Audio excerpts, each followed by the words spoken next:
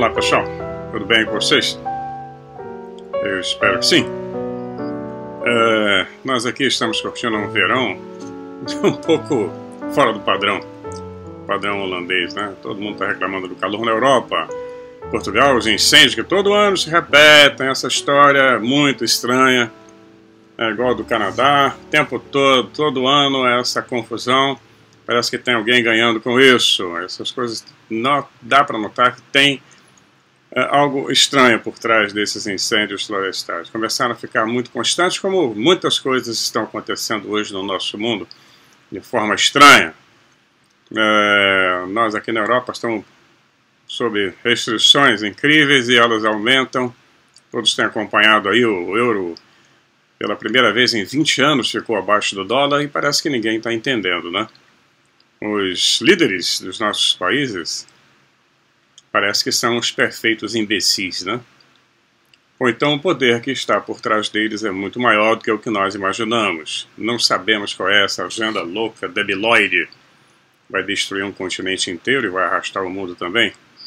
Por incompetência, por agendas, por vaidade. Nós nos enganamos sempre com essa história de que quem está no poder tem uma super inteligência, o cara que está lá é o mais preparado. Não, foi o esquema que colocou ele lá. É o esquema. Nos Estados Unidos, quem coloca o presidente é quem paga, é o contribuidor, é aquele colaborador anônimo que vai por trás, são as grandes big techs, são a indústria de armamento. Coloca quem ele quer, e isso é em todo lugar do mundo. Aí coloca um idiota igual o Boris Johnson, igual o Macron, o Trudeau, o filho bastardo do Fidel. Aí no Brasil é a mesma coisa. A democracia permite isso. Eu não posso falar daqui porque eu sou residente aqui. Mas estamos aí, apanhando direto, em todas as formas. E isso ainda não acabou.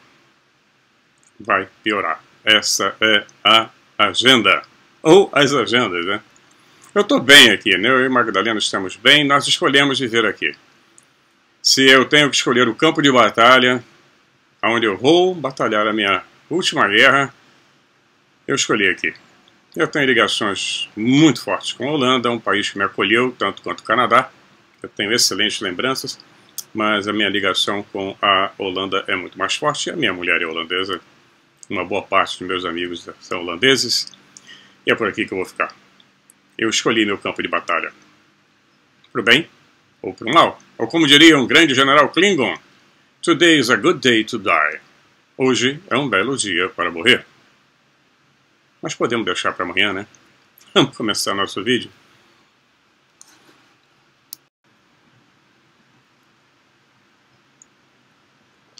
Pois é, nós temos um antigo quebra-cabeças. Eu tenho comentado em todos os vídeos, tá? Um antigo quebra-cabeças que nós temos para montar e nós não temos a menor ideia, não sabemos sequer como era o desenho. Essa é a história da nossa civilização e de outras. Por isso que o título do vídeo é Os Umbigos da Terra.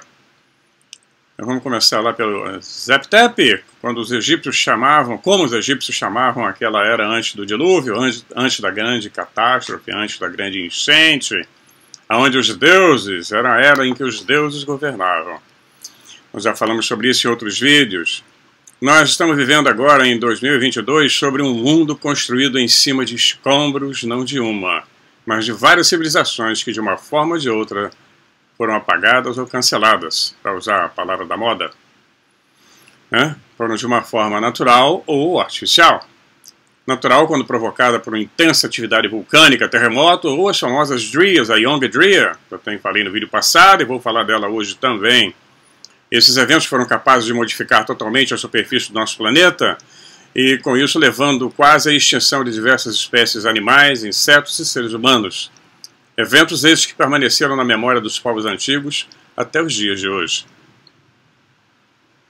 Pois é, e ainda temos a possível Guerra nas Estrelas. Será que nós somos frutos ou uma sobra de uma grande batalha galáctica?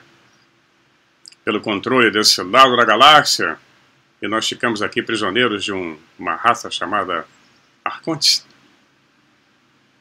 Parece teoria da conspiração? Não é não. Nós agora estamos vivendo aquilo que os conspiranoicos falavam anos atrás. há um século atrás, já havia sido previsto que o que está acontecendo hoje no nosso mundo iria acontecer. Não é? Pois bem, eu recebi colocaram um comentário lá nos comentários do vídeo de que eu não entendi o vídeo. É complicado mesmo, se você chegou agora no canal e pegou aí esse vídeo, o último que eu fiz, 151, não vai entender muita coisa. Tem pelo menos uma meia dúzia de vídeos para trás, não são muito grandes, vai vendo devagarinho, vai se atualizando. Nós aqui no canal, todos nós que já estamos aqui, vocês que já estão aqui há mais tempo, me acompanhando esse tempo todo mundo tem uma noção do que eram os Anunnakis, do quem foi Zecharia Sitchin, de quem são esses outros pesquisadores, como são suas ideias, as diferentes ideias em cima do mesmo tema, né, desenvolvimento em cima do mesmo tema. E é isso que nós estamos discutindo aqui, de como a nossa civilização foi alterada, modificada, e como todo conhecimento foi apagado, foi eliminado, saiu da nossa condição. Nós não temos acesso ao que aconteceu. E aí, a maioria de nós acredita na historinha da carochinha que nos contam a ciência oficial e as religiões. A ciência oficial, tu não fala ciência. A ciência não é um dogma. Alguns anos atrás, você acreditava que ninguém ia voar, que ninguém ia poder romper a barreira do som, que não poderíamos ir ao espaço. E a cada vez vai mudando. A ciência não é dogmática. Ela é mutante. Ela não é uma religião.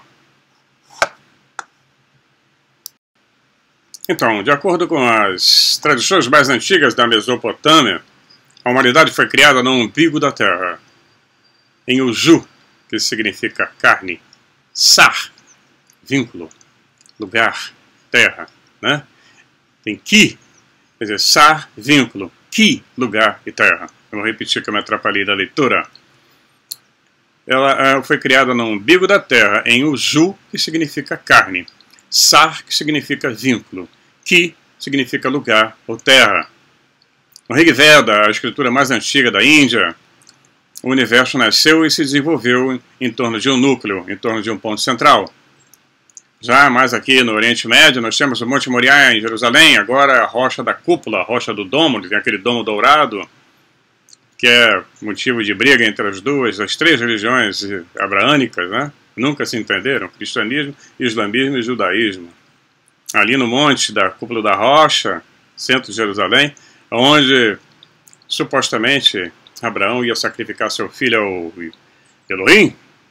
Aí o Elohim falou, opa, para rapaz, queima um carneiro aí que já tá bom o churrasquinho, não precisa matar teu filho não, foi só uma pegadinha. Brincalhão esse Elohim, né? Pois é, e ali também eles consideram que é o centro da Terra.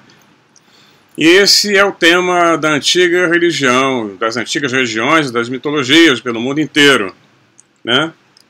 O Santíssimo criou o mundo como um embrião. À medida que o embrião cresce, a partir do umbigo, Deus começa a criar o mundo. Ali, pelo umbigo, e a partir dele, daí é que se espalha a vida em todas as direções. É o nosso umbigo, é super importante, quase ninguém liga para isso, né? No mito grego do dilúvio universal, enviado por Zeus para punir a humanidade pela maldade, quer dizer, a história se repete, os únicos sobreviventes são Deucalião e Pirra.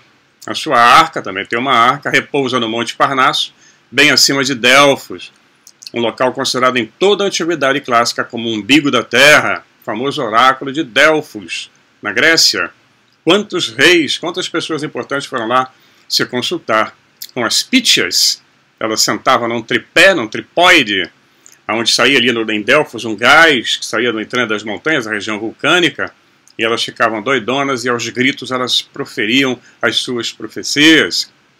Às vezes era difícil de entender, porque os profetas nem sempre falam de uma maneira clara. É codificado. Tem muito assunto em cima disso, assim como as aparições, assim como os ETs que aparecem, as virgens, nunca dão uma mensagem clara. Sempre confusa. Eles não fazem claramente. Eles não têm essa intenção. Então nós vemos na mitologia grega, essa pedra, o ânfalo, vou mostrando a vocês mais na frente, era a pedra que havia alimentado o monstruoso deus do tempo, chamado Cronos, o deus do tempo, que devorou seus próprios filhos no lugar do bebê Zeus, Quando Zeus se tornou adulto, ele se vingou de Cronos, levando-o do céu para as profundezas do universo. Depois, nós vamos lembrar bem, é uma imagem, né, que ele fala que ele levou do céu para as profundezas do universo, dizendo que ele aterrissou no centro do mundo, e que ele vomita pedras, né, ele sai vomitando pedras, que lembra muito bem os detritos de um cometa entrando na nossa atmosfera. Então, Zeus manda ele para lá, ele volta vomitando pedra e aterriza exatamente no centro do mundo, no santuário de Delfos. Essa mitologia é extensa, temos enciclopédias e mais enciclopédias falando sobre essa mitologia grega, que é belíssima e complicada também. Tem que fazer uma árvore genealógica para poder entender. E nós vamos lá agora para a América do Sul, aí onde vocês estão. A cidade de Cusco, a cidade megalítica dos Andes peruanos, significa umbigo da Terra. Mais de 4.000 quilômetros a sudoeste, atravessando o Oceano Pacífico, nós temos a Ilha da Páscoa, cujo nome antigo era Tepito o Terrenua, ou o umbigo do mundo. E ela tem ligações também, afinidade com o antigo nome de Tiahuanaco, chama-se Taipicala, ou a pedra no centro, a pedra do centro, a pedra que é considerada o umbigo de tudo. As tradições afirmam que houve um tempo em que os grandes magos usavam essa pedra, né, usavam seus poderes para movimentar essas pedras, no caso era o maná. O maná é muito complicado de explicar o que é o maná, é uma espécie de poder que os polinésios, os nativos do Havaí, do Tahiti, da Ilha da Páscoa e várias ilhas do Pacífico têm. É o chefe ou o sacerdote, aquilo é passado de um mestre para um discípulo, aquele poder, o poder do maná. É quase que como seria, não tem como comparar, ele tem o poder de curar, ele tem o poder de decidir, ele tem o poder de julgar. É uma responsabilidade muito grande quando alguém nessas tribos recebia o maná. O chefe, antes de morrer, passava o maná para o outro, dava a ele esse poder. Assim como um sacerdote católico ou um protestante tem o poder de absolver seus pecados, depois você faz a confissão. Se você confessa, ele vai, meu filho, você está perdoado em nome da ordem de Melquisedeque. É um poder, é um maná. Pois é, a coisa é um pouco mais complicada do que o que a gente imagina. Então as tradições falam que eles usavam o maná para movimentar essas pedras, eram os kahunas, os homens sagrados. Então para fazer os moais, aquelas estátuas da Ilha da Páscoa, as famosas estátuas megalíticas, para fazer as andares, eles usavam o maná. Isso é a história deles lá, dos nativos, né? Essa noção é quase idêntica e preservada entre os indígenas aimarás, lá na Bolívia. Aí na Bolívia. Que vivem nas proximidades de Tiahuanaco desde os tempos imemoriais. Eles afirmam que a misteriosa cidade, com suas extraordinárias estátuas megalíticas, ou a cidade de Pumapunco também, foi construída por magia em uma única noite. É que as pedras desceram por conta própria, ou ao som de uma trombeta das pedreiras da montanha, tomaram suas posições adequadas no local. Então os paralelos não param por aí, nós temos outro. Desde o final da década de 1940, quando o Thor Heyerdahl, ele era um norueguês, ele fez uma expedição que saiu das costas do Peru numa jangada de toras de madeira de balsa e atravessou com a corrente do Pacífico, foi até o Tahiti. A famosa expedição Kon-Tiki. O livro é fantástico. Tem um filme na internet, quem quiser ver. É fantástico. Eles fizeram isso em 1947, 2 anos depois que terminou a Segunda Guerra Mundial, sem recursos nenhum. Uma coisa totalmente primitiva, uma grande aventura. Fantástico. Então ele fez seu nome Kon-Tiki, é homenagem ao Viracocha, a divindade civilizadora de Tiahuanaco. Nós já falamos sobre ele em vídeos anteriores. Esse Kon-Tiki também, eles tinham a tese dele, a teoria dele era que o Kon-Tiki também era adorado nas ilhas do Pacífico. Ele tenta fazer uma ligação. Hoje, nos estudos mais modernos, acho que foi o contrário. Esses povos da Polinésia vieram da Ásia, possivelmente Egito, Ásia, passam pela Indonésia, vêm pelo Traverso Pacífico e chegariam na América do Sul e na América Central. Essa história é maravilhosa. Então tem muitas semelhanças entre as estátuas de Tiahuanaco e os moais da Ilha da Páscoa, como são chamadas aquelas estátuas grandes, aquelas cabeçudas. Cabeçudas porque o resto do corpo está enterrado. Nós vimos as figuras de Huacocha em Tiahuanaco, que tem barba, são barbas proeminentes, né, com forte contraste com os habitantes indígenas que não têm tanta barba, ou então não tem nenhuma, né? Então não há dúvida que os queixos proeminentes das figuras da Ilha da Páscoa também representam barbas. né, barbas bem proeminentes. Thor Heyerdahl, ele comentou, né, que as estátuas da Ilha da Páscoa tinham seus queixos esculpidos pontiagudos e salientes porque os próprios escultores deixavam crescer a barba. Ou será um culto cargo, uma cópia de algum equipamento, que os egípcios, os faraós, também usavam uma barba falsa. Você vê que tem uma cordinha aqui, sempre segurando a barba falsa. Não é? Hatshepsut, que foi uma faraó, uma mulher, também usava a barbinha falsa. E é sempre aquele estilo, né? Esse aventureiro norueguês, ele ficou impressionado também com a forma como as figuras da Ilha da Páscoa e as figuras de Tiahuanaco têm as mãos apoiadas na barriga, aqui na frente. Ambas também usam cintos largos bem parecidos. A única decoração das figuras da Ilha da Páscoa, ele diz o seguinte, é um cinto que sempre foi esculpido em volta do estômago da figura. E esse mesmo cinturão simbólico pode ser encontrado em cada estátua das antigas ruínas de Contique, no lago Titicaca, na Bolívia. Pois bem, o Thor Heyerdahl, ele foi sempre um forte defensor da hipótese de uma civilização perdida. Ele não teve a oportunidade de visitar Göbekli Tepe, né, ele faleceu em 2002, mas provavelmente se tivesse feito isso, ele teria ficado impressionado com a semelhança entre a posição das mãos representadas na figura, né? Em Göbekli Tepe, você vai ver as mãos também aqui na frente, né? E muito parecido com o pilar de Viracocha e os monolitos de Ponce El Efrel em Tiahuanaco. Tem, por exemplo, os outros pilares, o maior, por exemplo, de Göbekli Tepe, apresentam grossos cinturões esculpidos muito semelhantes aos vistos nas figuras de Tiahuanaco. Mais uma vez eu estou mostrando no final do vídeo. E na Ilha da Páscoa, tudo isso interligado. Também é digno de nota são as posições das mãos vistas nos pilares maiores de Göbekli Tepe, com dedos longos, bem compridos, colocados para frente e quase se encontrando na barriga. Posições de mãos idênticas são vistas nos moais da Ilha da Páscoa e, por último, mas não menos importante, né, em Tiahuanaco e Cusco, que compartilham esse conceito de umbigo da Terra, de serem os umbigos da Terra. Göbekli Tepe também. O Göbekli Tepe, na língua turca ou na língua armênia, eles falam como é Portazar, né, e o seu próprio nome significa colina do umbigo. Olha só. Coincidências demais para serem simples coincidência. E tudo isso são coincidências, então a sua profusão é bastante extraordinária. E menos, é claro, que os mesmos magos dos deuses que criaram e enterraram Göbekli Tepe como uma cápsula do tempo, porque ela foi totalmente enterrada, ela não foi soterrada, enterraram antes. Quando eles previram que ia acontecer uma Yongdria, alguma catástrofe se aproximava, eles trataram de enterrar aquilo ali. Então foi lá, no final da Yongdria, cerca de 11.600 anos atrás. Mas na Ilha da Páscoa também eles estavam lá trabalhando. Ao menos, em outras palavras, a menos que os moais da Ilha da Páscoa sejam muito mais velhos, muito mais velhos do que os arqueólogos pensam que são.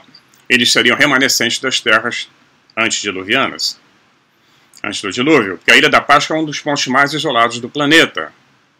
Completamente isolado. É impressionante. A Ilha da Páscoa tem esse nome, foi descoberta por um navegador holandês.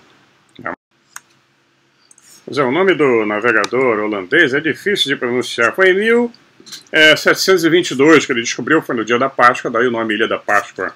Era Jacob Hooghaven. Hooghaven. O holandês é terrível. Eu não consigo falar direito, não. Só a Magdalena.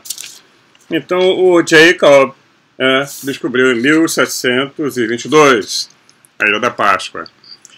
E vários artigos foram feitos, os arqueólogos pesquisaram bastante. Atualmente ela tem pouco mais de 7.000 habitantes. A ilha tem uma história trágica, porque depois que os holandeses descobriram, ele passou por lá e continuou sua navegação. Ela foi colonizada por espanhóis, a Igreja Católica Romana chegou lá, fez uma devassa, saiu queimando o que podia daquelas tabuinhas de madeira chamado rongo-rongo. Ali tinha uma escrita muito antiga, que até hoje não foi decifrada. O que sobrou das tabuinhas, são poucas que existem nos museus do mundo, porque a ordem foi queimar tudo.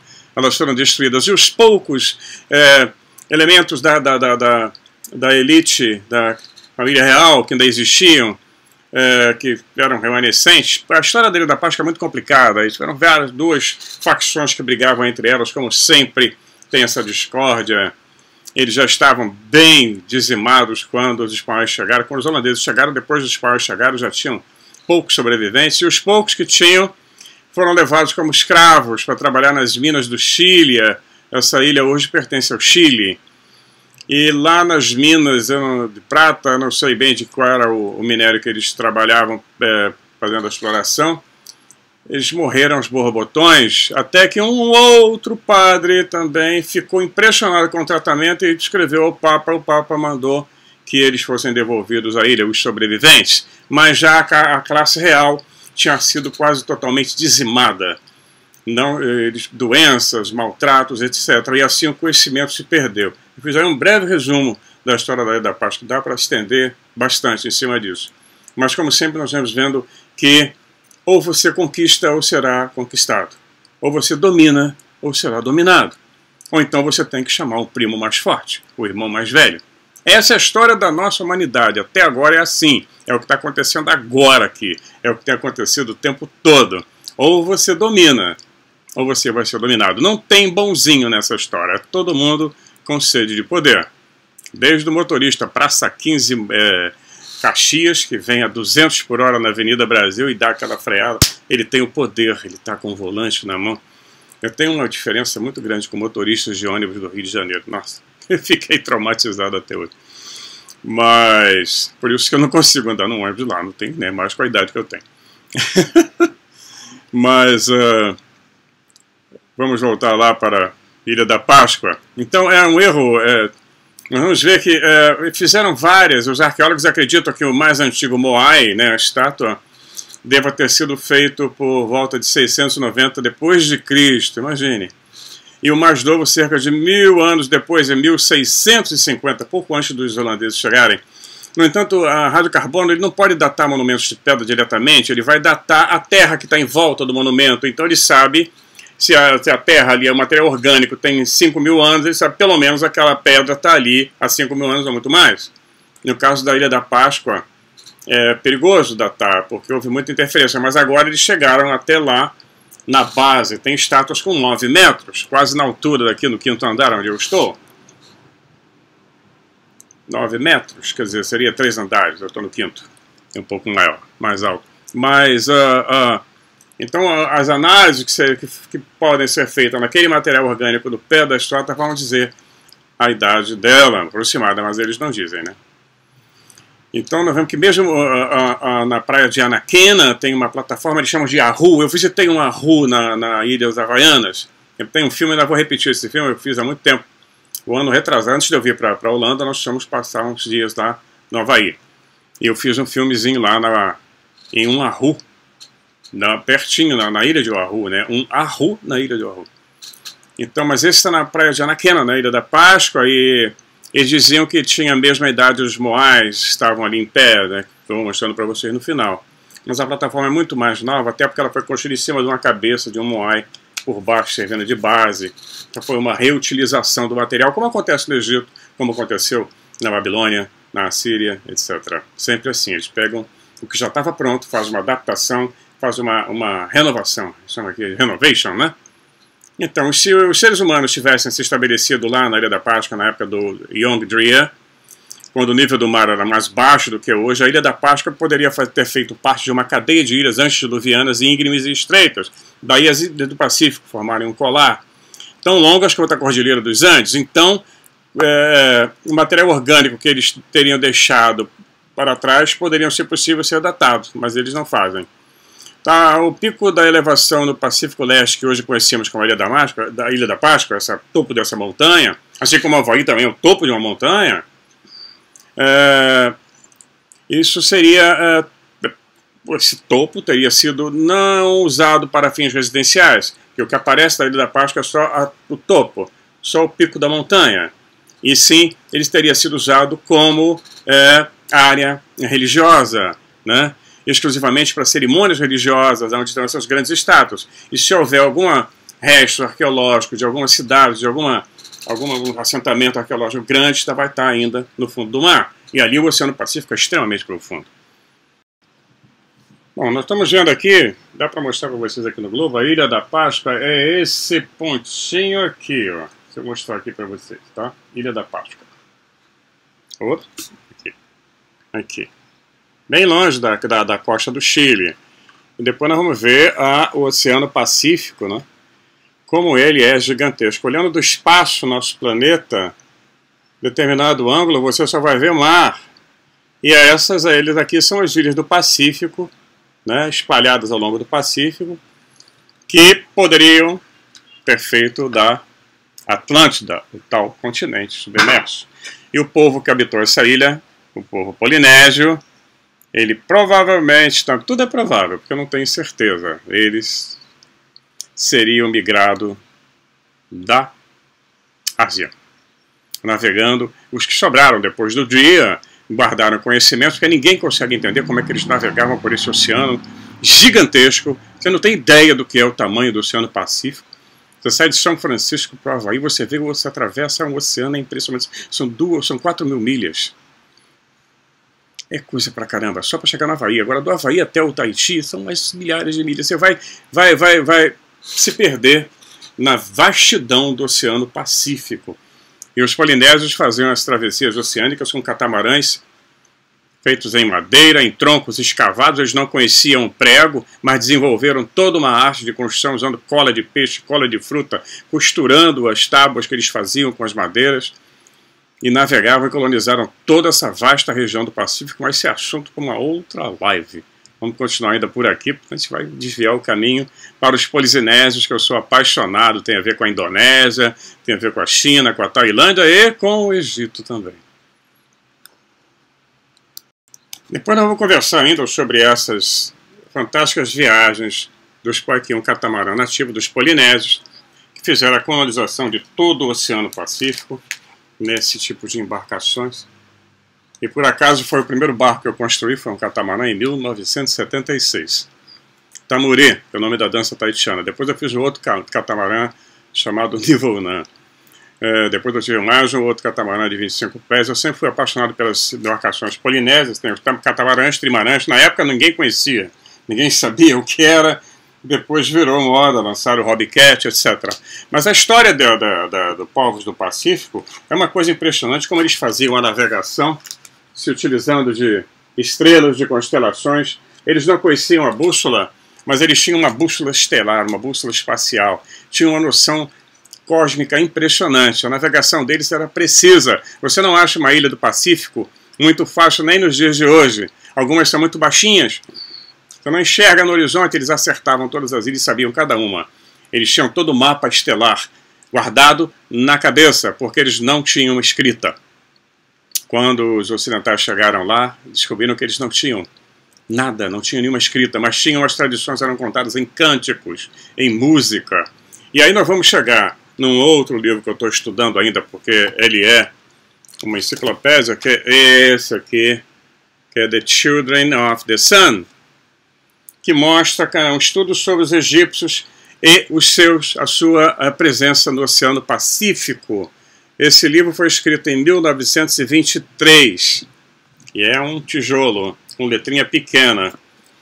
Um estudo mostrando de como os egípcios podem ter saído do Egito, avançado pela Ásia, passado pelo Oriente Médio, a Ásia, né?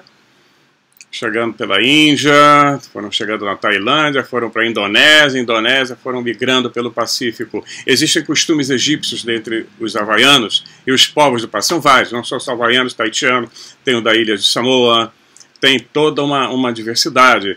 Mas o filo principal da raça polinésia, que são os havaianos e taitianos, pessoas da ilha de Samoa, entre outras, tem muitas características parecidas com os egípcios. Todo mundo fica falando da circuncisão dos hebreus, dos judeus. Mas quando Abraão foi para o Egito, ele teve que fazer o pessoal todo ser circuncidado, os homens, né? Porque os egípcios já faziam a circuncisão. Tem várias imagens mostrando. Isso é sabido, é histórico. Para ser aceito lá, eu teria que fazer circuncisão. E os havaianos fazem, e os índios americanos também. É uma teia, uma colcha de retalhos, e às vezes você entra nesse mundo, começa a ficar meio bagunçado. tem que ir com cuidado. Depois vai somando os pontos. Mas é muito bom, muito legal. Eu vou continuar a falar com vocês sobre isso. A Magdalena manda um abraço para vocês. Ela está trabalhando na empresa do filho, está dando uma força lá junto com os refugiados sírios. É muito triste, cada um deles tem uma história, uma tragédia pessoal. Um deles eu conversei agora, fui numa cerimônia lá, semana passada. Estava feliz da vida porque ia ver a esposa e a filha depois de 3 anos. Ele tinha chegado aqui como refugiado. A esposa e a filha estavam retidas ainda num campo de refugiados na Turquia. E milhares lá, milhares e milhares. E ele veio porque os homens saem primeiro, senão eles são recrutados por milícias, vão ter que ir para o combate. Ele saiu do campo de refugiado, veio para a Holanda, foi aceito aqui. E há um processo, sempre existe um processo de imigração. Finalmente ele conseguiu, depois de 3 anos, trazer e conseguir retirar a esposa e a filha de um campo de refugiados. É uma história, esse é o nosso planeta. Se você pensa que está tudo bem, não está. Isso é real, está acontecendo agora. Não adianta enfiar numa bolha, está tudo virando de cabeça para baixo. Nós estamos assistindo isso. Mas vamos continuar com essas histórias do umbigo do mundo. Tem ainda, depois na continuação eu vou falar sobre como essa coisa do umbigo do mundo vai até a Turquia, em Göbekli Tepe, dali vai para a Indonésia, para a ilha de Java, ilha de Flores e ilha de Sulawesi. Na ilha de Java, onde tem agora uma das maiores pirâmides do mundo e mais antigas descobertas. Só que o governo da Indonésia, o presidente Odudu, aquele que mandou os brasileiros para o paredão, não só brasileiro, mas mandou holandês, australiano também para o paredão, Odudu nomeou uma chefe do departamento de arqueologia lá que bloqueou as pesquisas porque cada vez que eles pesquisavam a idade recuava mais. Eles pararam em 10 mil, ninguém pesquisa mais, cercaram, colocaram andaimes para turistas ver, fotografar e acabou, é aquilo ali. Entendeu? A coisa é assim com tudo. Essa é a arqueologia ortodoxa, porque ninguém quer mexer na caixinha, vai destruir o esquema, vai quebrar tudo. E assim vai ser o dia que nós tivermos acesso aos arquivos extraterrestres. Pois é, pessoal, olha, o Daniel Robles, ele está marcando comigo uma live, provavelmente, eu não tenho certeza, vai depender do meu horário aqui junto com a Magdalena, não podemos marcar para domingo, mas eu vou avisar antecipadamente naquele short que aparece aí no YouTube, né, aqueles curtas, um avisozinho ali, eu aviso se vai ter a live ou não. Se tiver, eu confirmo com vocês. Mas já está combinado. Se não for agora da semana, pode ser no meio da semana também. Mas sempre no horário mais cedo, porque eu tenho 5 horas de diferença com o Brasil. 1h da tarde, aí são 5 horas aqui. 5 horas da tarde, aí são 10 horas da noite. Aí tem uma hora que eu não posso falar muito, né, porque o vizinho vai cutucar com a vassoura lá em cima. Mas nós vamos fazer sim. Ele já tem um trabalho fantástico, ele já mandou um PDF para eu ler, ele vai fazer um comentário sobre a pesquisa que ele fez para o livro dele. E eu reiniciei o meu livro também. Agora comecei a pegar o fim da merda, que foi muita confusão na nossa vida, e eu não tive cabeça para organizar essas histórias todas, mas está saindo, ok? Um abraço bem grande para vocês, fiquem na paz, se cuidem, cuidado com as eleições que vêm aí, porque as coisas estão muito confusas. Não vá colocar um palhaço, nem um imbecil, nem uma cantora de axé. Porque ela vai cagar a regra que vai conduzir a tua vida e da tua família. Esses caras é que cagam regras. E eles vão dizer, eu fui eleito democraticamente. Vocês me colocaram aqui. É mentira, a maioria dos deputados brasileiros não ganhou a eleição coisa nenhuma. Entrou na carona do que foi eleito, tira o cara e entra o outro. As leis brasileiras permitem isso. É impressionante. Aqui não é diferente, não. Cuidado com quem vocês botam, para quem vocês dão o poder. E nós estamos aqui embaixo. Então é isso aí. Um abração. Até o próximo vídeo. Eu aviso se tiver live, tá?